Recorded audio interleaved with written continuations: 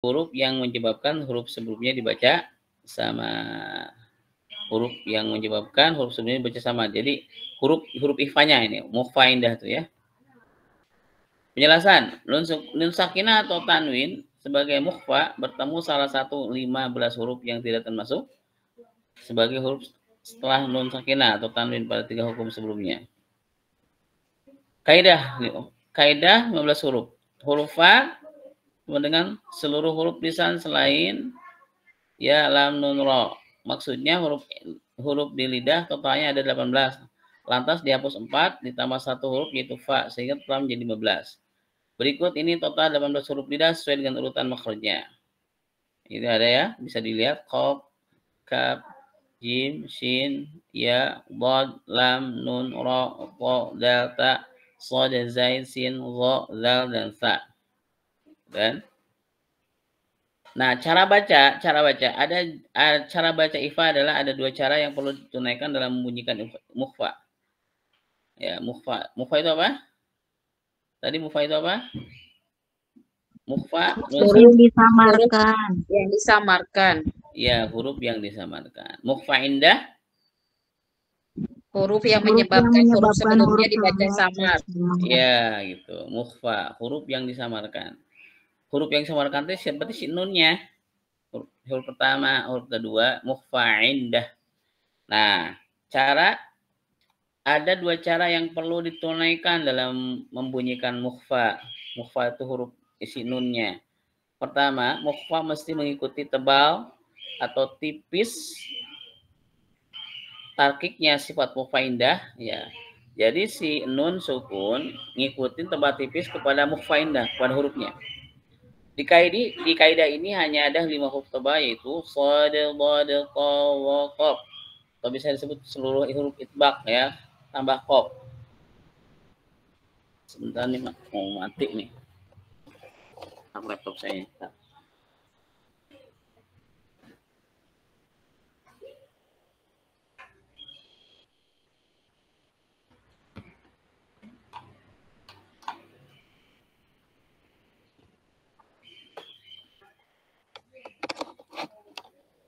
Baik.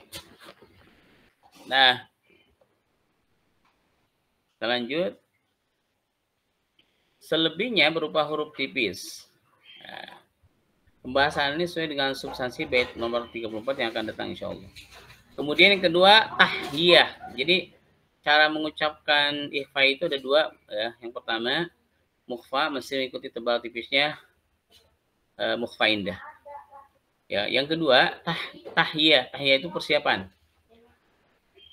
Tahiyah persiapan. Maksudnya adalah ketika membunyikan mukhfa, nun sukun maksudnya, posisi mulut sudah bersiap siaga untuk melafalkan huruf setelahnya.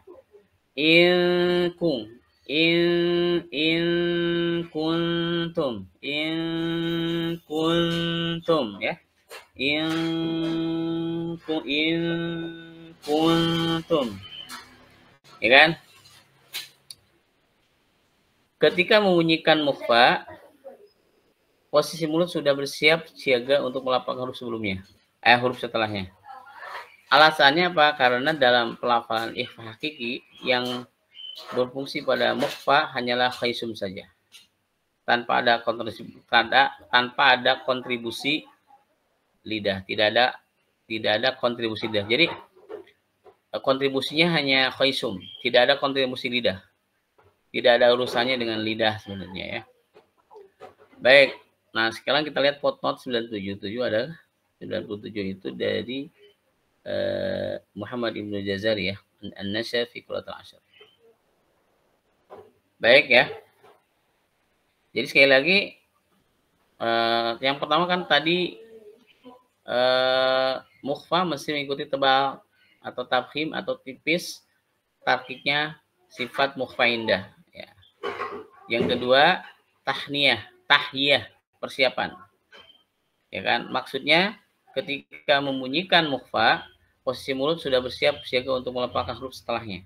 Alasannya karena dalam pelafalan ikhfa hakiki yang berfungsi pada mukhfa, yang berfungsi pada nun sukun ya, hanyalah khaisum. Ya. in kuntum an min tahtihal andada dan seterusnya. Aduh, punten nih abdi ieu ngejumnya di bawah nih jadi sur barudak. Anu motor, anu garandeng. Punten ya, Bu. Baik. Ada pertanyaan sampai di sini, Bu? Sebelum ke alasan dibaca Ifa. Udah. Saya Pak Ustadz. Saya. Baik, alasan dibaca Ifa. Alasan dibaca Ifa sekarang. Terbacanya nun sakinah atau tanwin secara ikhfa lantaran antara makhraj mukhfa dan mukhfa indah tidak sedekat huruf-huruf mudgham fi yang berimplikasi pada hukum idgham serta tidak sejauh huruf-huruf penggorokan yang berimplikasi pada izhar. Sekali lagi, ini alasannya perlu dipahami, Bu. Kenapa sih harus ada dibaca ikhfa? Why? Kenapa mesti dibaca ikhfa?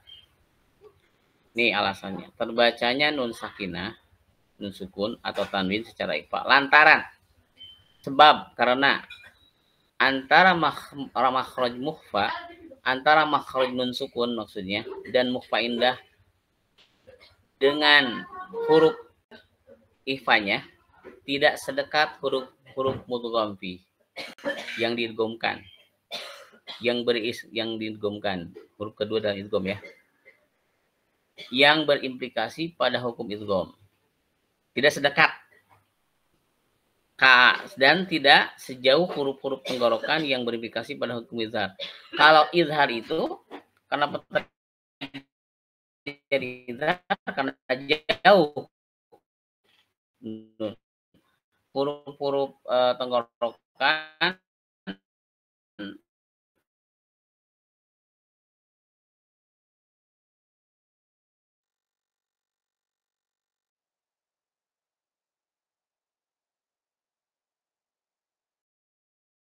idgham dan tidak sejauh izhar, sehingga mesti dibaca ikhfa sama tertutup. Si apanya? Nun sukunnya. Itu ya.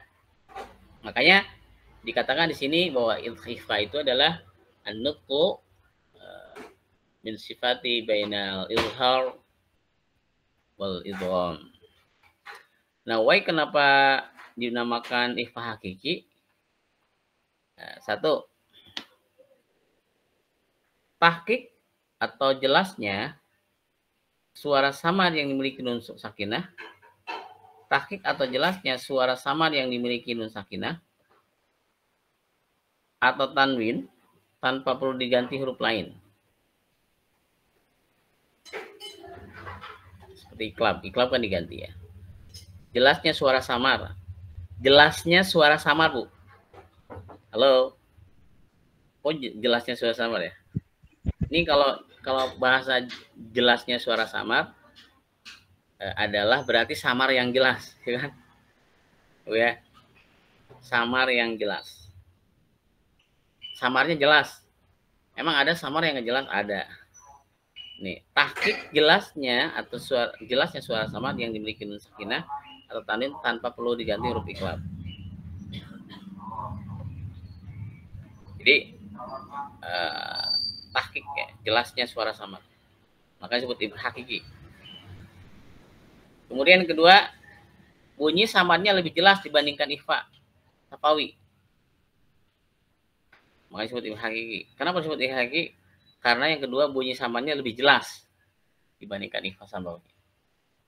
Ketiga, untuk membedakan namanya dengan nama safawi, nama ikhfa safawi.